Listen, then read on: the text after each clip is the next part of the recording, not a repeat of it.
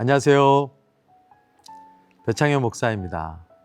여러분들은 사람들에게 비난을 받을 때 보통 어떻게 하시죠? 막 참습니까? 아니면 안갚음을 하시나요? 성도들은 얼토당토하지 않는 비방을 받았을 때 어떻게 해야 될까요?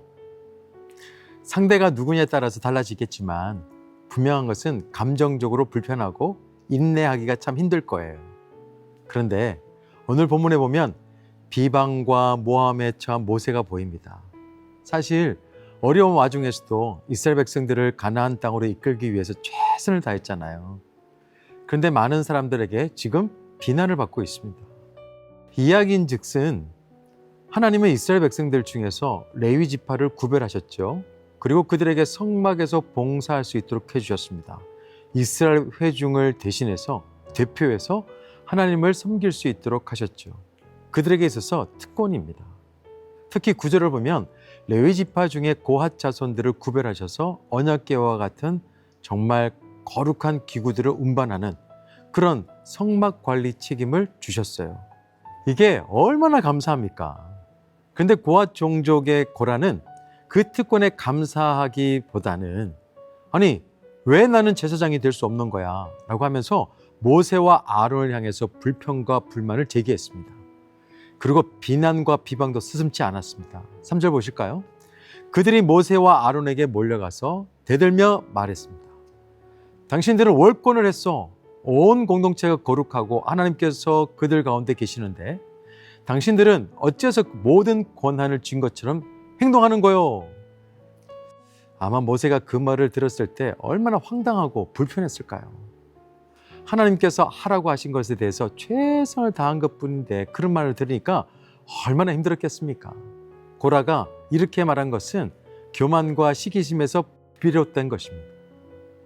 우선 고라는 성막에서 봉사하는 일을 특권이라고 생각하지 않았죠. 작은 일이라고 생각한 거예요.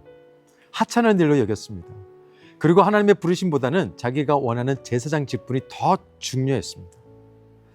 우리 주변에는 없겠지만 간혹 직분을 오해하시는 분들이 계시죠. 마치 집사 직분, 장로 직분을 사회의 계급처럼 여기는 분들이 있습니다. 전혀 아닙니다. 직분은 뭐죠? 역할입니다. 어떤 것이 더 높고 어떤 것이 낮고 어떤 것이 더 중요하고 하찮고 이런 게 없습니다. 제사장과 레위들도 같은 하나님을 섬기는 같은 목적이었잖아요. 단지 역할만 달랐을 뿐입니다. 하나님께서 주신 사명은 크고 작은 것 없습니다. 다 귀합니다. 하나님의 부르심에는 후회하심이 없다고 했습니다. 하나님께서 여러분들을 부르셔서 부탁하신 사명 다 귀합니다. 그러니까 겸손하게 최선을 다할 수 있는 믿을 만한 성도가 다 되시기를 바랍니다. 자, 여기서 우리가 주목해야 될 사람이 있는데요. 모세예요. 모세가 그렇게 비방을 당하고 어려움을 당했을 때 어떻게 반응했죠? 4절 보실까요? 모세가 듣고 엎드렸다가 모세는 누구보다도 열심을 내서 하나님을 섬겼기 때문에 변명할 여지가 있습니다. 역정을 낼 수도 있어요. 그렇지만 모세는 그들에게 곧바로 응대하지 않고 여호와께서 그 문제를 해결하실 줄로 믿고 문제를 주님 앞에 가져갔습니다. 그리고 하나님 앞에 엎드렸죠. 여기서 엎드리다의 원어적 의미는 담이 와르르 무너진다는 뜻입니다. 하나님 앞에서 자신의 모든 것을 다 내려놓았다는 뜻이죠. 지금 모세는 자신의 억울함의 문제를 직접 해결하기보다는 하나님 앞에서 상황을 해석하려고 노력한 것입니다. 지혜는 뭘까요? 지혜는 하나님을 포함해서 상황을 해석하는 것입니다. 반대로 어리석음은요, 하나님을 빼고 상황을 해결하려고 하는 것입니다. 미련한 사람들은 어떤 문제 앞에서 자기 힘으로, 자기 인맥으로, 자기 경험과 지식으로 상황을 해결하려고 하는 사람들이죠.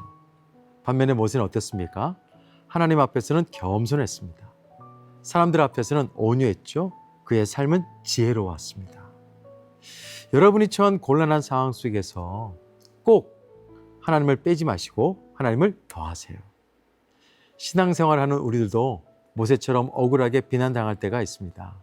그때 상황을 해결하기 위해서 여러분의 인맥을 동원하거나 또 자신의 힘을 의지하지 마세요. 이것은 세상 사람들 다 할 수 있는 거예요.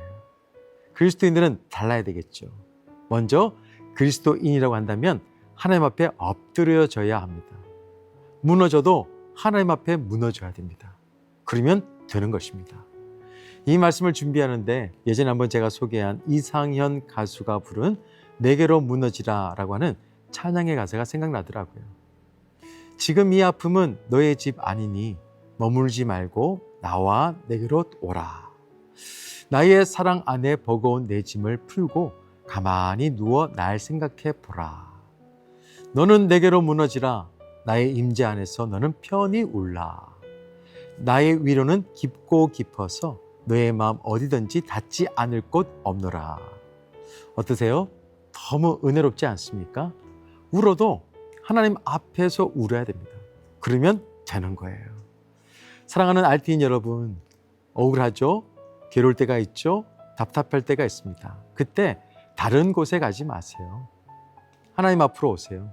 하나님 앞에서 엎드리세요. 주님 앞에 와서 엎드려 기도하는 것이 어려움과 시험을 극복하는 최고의 방법입니다.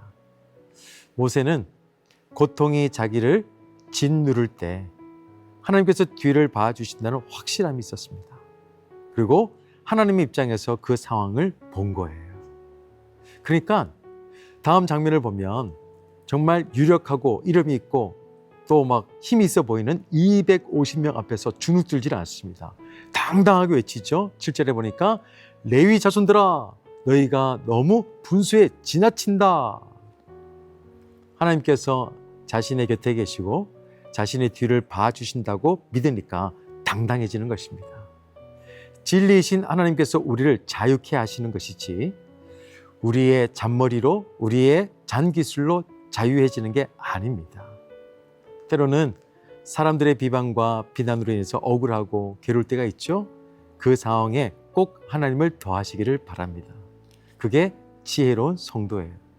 하나님께서 그 상황에 계시고 안 계시고가 천지 차이입니다. 오늘도 복잡한 하루가 될 것입니다. 그렇지만 하나님께서 여러분 곁에 계심을 믿으시길 바랍니다. 하나님을 포함해서 여러분의 상황을 재해석할 수 있는 지혜로운 성도가 되시기를 예수 그리스도로 축원합니다. 기도하겠습니다.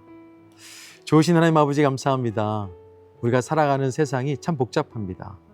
여러 상황에 직면할 때가 있습니다. 내가 원치 않고 또 비난당하고 괴로울 때도 있습니다. 그때 하나님을 빼지 않게 하시고 하나님을 더하게 하셔서 상황을 하나님을 포함해서 해석할 수 있는 지혜가 우리 모두가 될 수 있도록 인도하여 주옵소서. 예수 그리스도 이름으로 기도드립니다. 아멘. 너는 내게로 무너지라. 나의 임재 안에서 너는 편히 울라. 나의 위로는 깊고 깊어서 너의 맘 어디든지 닿지 않을 곳이 없노라. 기가 막힐 웅덩이라도 그 어떤 골짜기를 내가 지나간대도 나의 손 닿지 않을 곳 없어. 내가 어디 있든지 끝내 찾아내리라.